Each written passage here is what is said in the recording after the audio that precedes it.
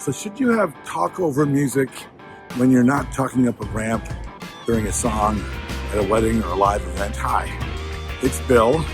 This is Creative License, and that is a question that was asked to me by more than a few DJs. And I think they're a little surprised by my answer because normally when guys ask me questions, they want to hear, yeah, you're right, you're smart, and yeah, I suppose in the situation, they could be right. And more than likely, they're very smart because they are. I mean, people aren't not smart, right?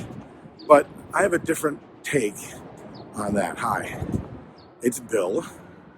And my sponsors would love to thank you for being a part of this wonderful little thing that I'm doing, Creative License. Sponsors like Electro Voice, greatest speakers and microphones in the world.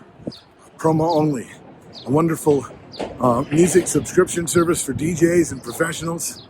Unbelievable. DJ Event Planner, the greatest CRM for DJs and DJs companies to make sure that your clients are taken care of and gives an extra level of service that you might not be able to do on your own. Of course, Disc Jockey News. If you have not been a part of Disc Jockey News, you haven't paid for the small amount of money it would take to be a part of the subscription service, you're doing yourself a disservice. There's lots and lots of great content there. And of course, my workshop, The Entertainment Experience, one of which is coming up in November in Minneapolis. If you want to know more about it, reach out to me, entertainment-experience.com, or just message me. My cell phone number's on the web somewhere, so just go look into that. So, music played over you while you make announcements. A lot like the radio stations, you know. One of the first things that we're taught we're in radio is dead air is not your friend. Dead air is the enemy, which I disagree with wholeheartedly. Dead air just scares DJs, really, because they think dead air means that the room thinks you've made a mistake, and more than likely you did make a mistake. So there's no reason in the world why they wouldn't be upset with you, right? Because dead air is bad. That's not true. Dead air is just dead air, okay? You have nothing that you're saying. You got no music behind you. The music you think you're going to play is going to make you sound more energetic. That's not true either.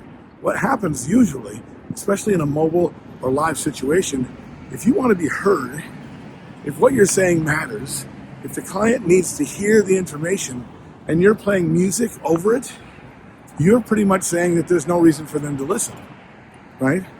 They don't have to hear what you have to say. And if you're saying something that doesn't matter, then why are you saying it in the first place? Really? So I don't make announcements that are over music unless it's to pump people up and make the song more exciting. Because the song isn't making me excited. No. The music is already exciting. I am just pushing it higher so the audience will play along, right? Very much like a band does when they say, clap your hands, stomp your feet, sing along. But when it's an announcement about it's time for dinner, or here is the best man, the maid of honor, ladies and gentlemen, Michael, right? When I bring the music down and there is a pause of sound from my speakers, it will get the attention of the room. It does part of the work for me. And when I then ask for their attention, they've heard me ask, and they get to choose whether or not to give it to me. Now, how you get a room's attention, how you get them to pay attention and do what they're supposed to do, that's a whole different thing, and the reason why I have a workshop. Okay, to be able to command the attention of a room takes some skill, takes some practice. And those people that use music behind them for everything they do, usually are kind of trying to hide behind the idea that they think they're not powerful enough to get the attention, right? Or they're going to be seen as being a fraud because without music, then you have to rely only on your voice, your personality, your skill in commanding a live audience. All these things you're afraid of are not things you should be afraid of. You're in the situation now because they trust you to be able to do something they cannot do. And if you want to be powerful at what you do, then don't let the music distract from the message that you're trying to say. This is just my opinion. I think my way is best, but you may disagree. That's okay. Write down what you think in the comments below. Tell me I'm full of it. At the very least, just keep watching. And thank you for watching. This is Bill. This is Creative License, and I'll see you next week. Bye.